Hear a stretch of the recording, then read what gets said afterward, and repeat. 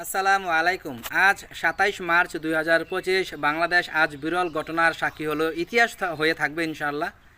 তো Dhaka city corporation নির্বাচনে 2020 সালে ইশরাক ভাই দাঁড়াইছিল, ওইখানে ভোট জালিয়াতি হয়েছে উনি অভিযোগ করছে, এবং 2025 সালে আইসা ওইটার ফলাফল প্রকাশ পায় এবং ইশরাক ভাই জয়ী হয়। তো উনি আজকে ঢাকা সিটি কর্পোরেশনের মেয়র।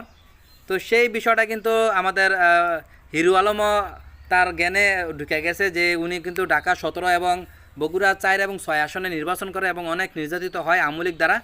তো সেও তার এই নির্বাচনে বিজয়ী ঘোষণার দাবি করতেছে। তো হিরু আলমের দাবির সাথে আমি একমত।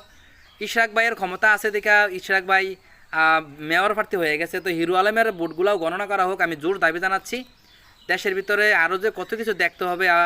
হাসু খাওয়ালার আমলে আমরা ওই 11টা বাজে ঘোষণা দিচ্ছে যে আগামীকাল ঈদ, এটাও দেখছি। আর ভোট ছাড়া নির্বাচন তো দেখলাম ওই। তারপর আবার একই রাস্তা দিয়ে সাবমেরিন, তারপর বাস, ট্রেন, নৌকা আর মানুষ সব চলাচল করে বৃষ্টি হইলে ঢাকা শহর এবং চট্টগ্রামে। তো এগুলো আমাদের বাংলাদেশে সবগুলো সম্ভব। তো আদালত আরও যে কী করবো ইনশাল্লাহ সামনে দেখার বাকি আছে।